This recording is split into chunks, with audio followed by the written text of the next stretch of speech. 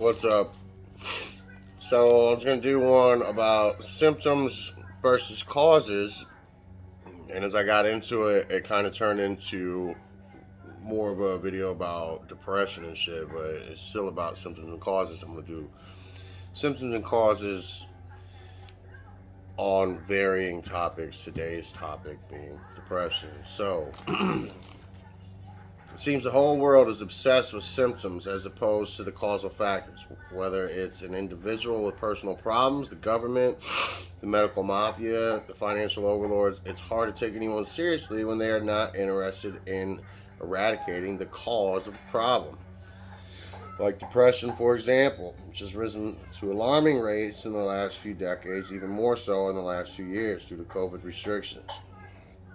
10% on average people have depression episodes on record, with symptoms that include sleep issues, either too much or too little, changing weight, getting skinny, getting fat, decreased energy almost daily, difficult concentrating and making decisions or thinking clearly,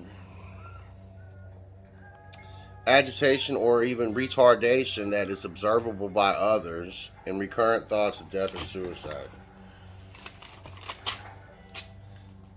Now, these numbers are from the CDC.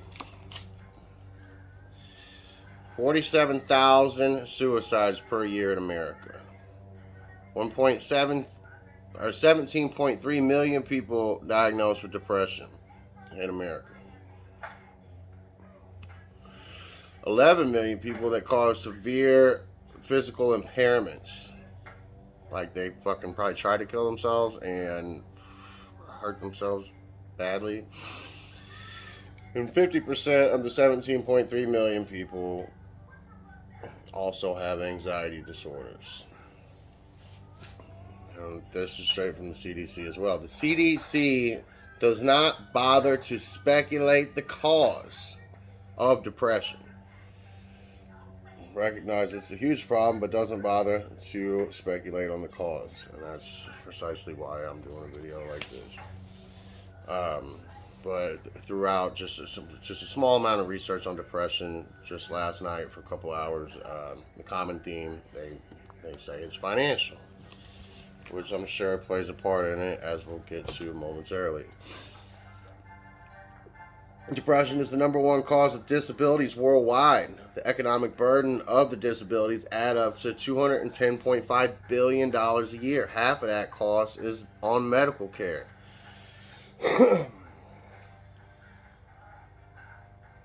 The main and widely discussed and implemented treatment for depression and anxiety is drugs, primarily SSRIs and benzodiazepine. I can't even see myself. Anyway, selective serotonin reuptake inhibitors treat depression by increasing levels of serotonin in the brain.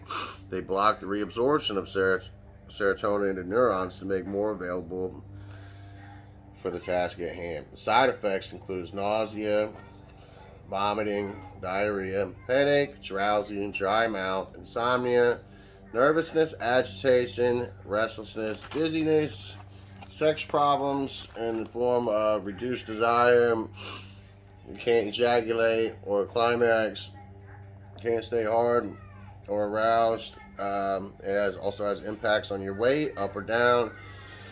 People under 25 on SSRIs have increased suicidal thoughts or behavior, especially in the first few weeks. Now, I was put on these drugs before, and the doctors always told me that it won't work for a month. You got to take it every day for a month for it to have effective levels in the blood to get going properly.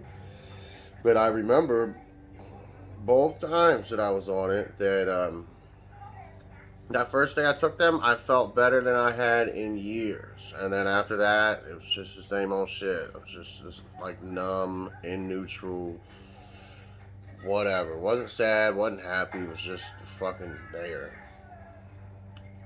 And then as soon as I got off of them, I felt exactly as well as I did the first day I started taking them, and then went back to whatever. So I took it upon myself to change things and do things in my life to eradicate my depression and anxiety.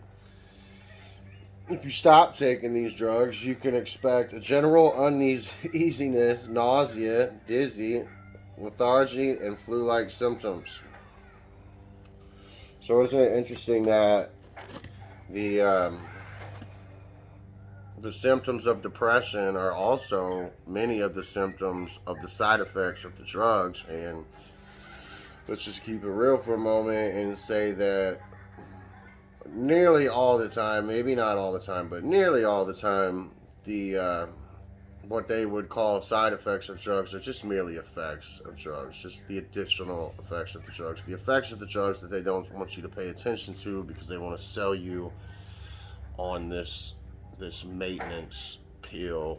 It's not a cure, it doesn't cure it, it just puts it in a box for a little while when it comes to depression, and also a lot of other things.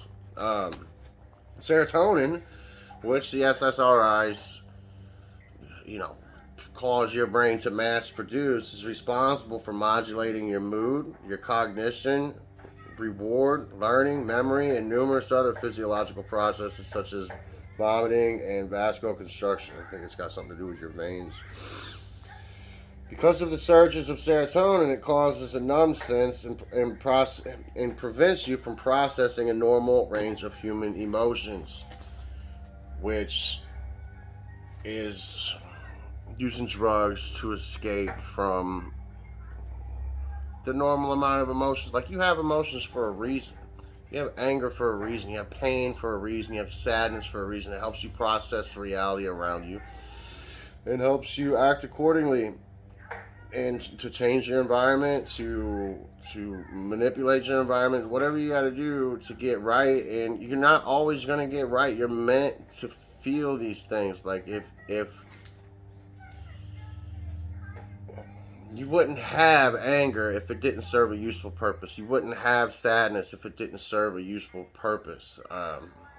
So to take drugs to make that all go away is definitely not going to solve your problems in the long run. It may make for a better day here and there, especially if you have no intentions on doing anything in your personal life to change, whatever's making you depressed or whatever's causing you anxiety.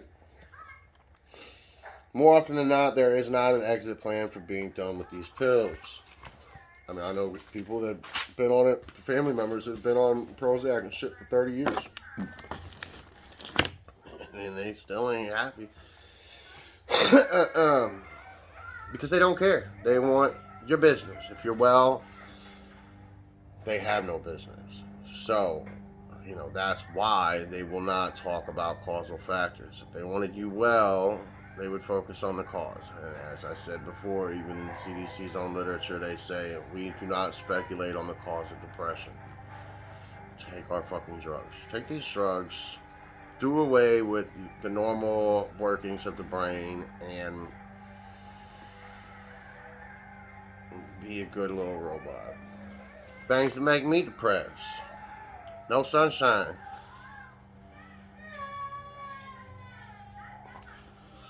No sunshine, no exercise, no nature, horrible diet, high carbs, high sugars. Look at the fucking store shelves, for crying out loud. Like, it's a planned agenda. Escapism through TV, social media, drugs, porn,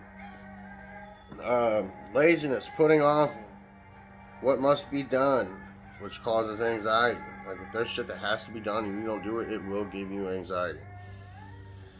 Financial problems due to taxation, red tape on every hustle, whether it's legal or not. If you think about it, every form of making money is illegal if you are not in compliance with the master's laws. Social pressure to fit in. Guilt and shame, mainly due to purposely not living up to your potential for whatever reason. Mainly, like, what I see as like a pussy move of not moving forward with shit that you know is right because of obstacles and resistance. Doing worse when you can do and be better. A lack of courage.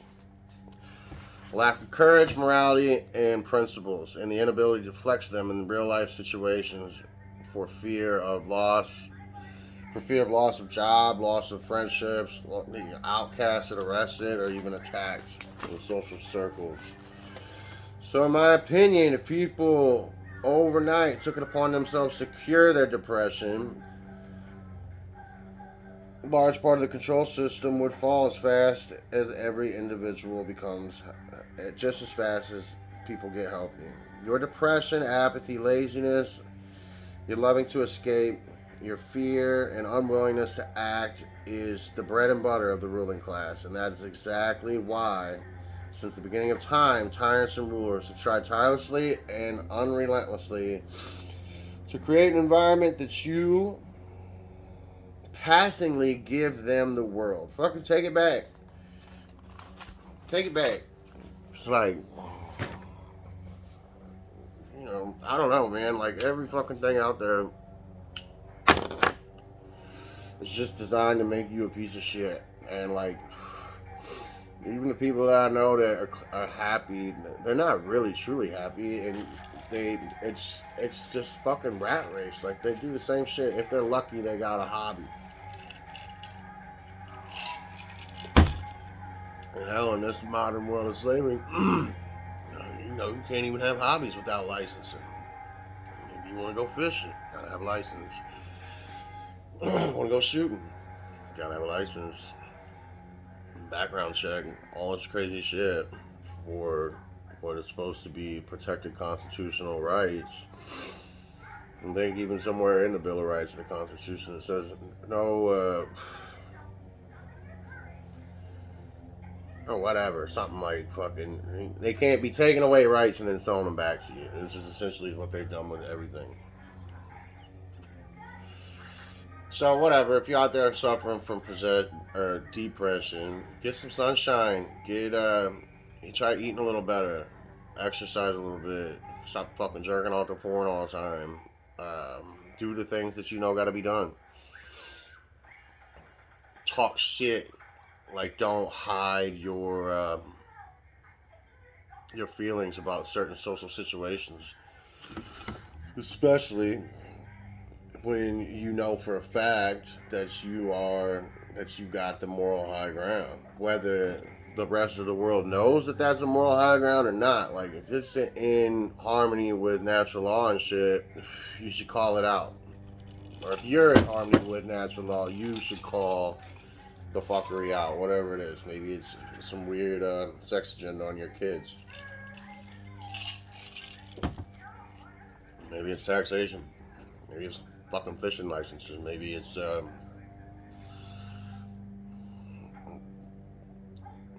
fourth industrial revolution. Maybe it's COVID. Maybe it's fucking whatever it is. Call it out. Confrontation sucks, but they still make me shake sometimes and shit. But it's really not shaking out of fear. It's shaking out of like what I know I'm capable of doing if the person that I'm in a confrontation with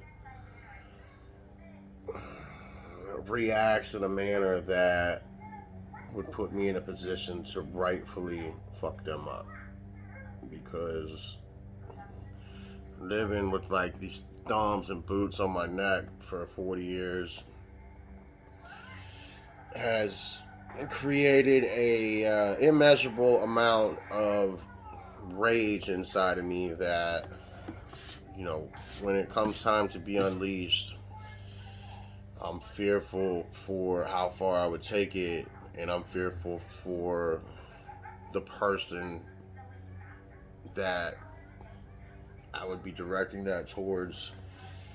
And I'm fearful of the consequences of me doing that on just a simple, back and forth conversation that could potentially destroy the rest of me and my family's lives.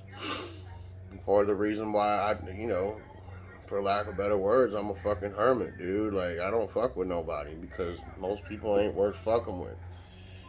So, because of my beliefs and my fears, I've put myself in kind of a foxhole with not a lot of people to depend on. Not that, I know I can depend on myself. shouldn't really put yourself in a position to depend on other people, but it would be nice to have a large group of people that you could count on to help you just in your day-to-day life, but more so and help you create a community, a state, or a country or whatever that is worth fucking living in. That, you know, you're not, every aspect of your life is in control and shit. But I think that's about all I got to say. Thanks for fucking listening.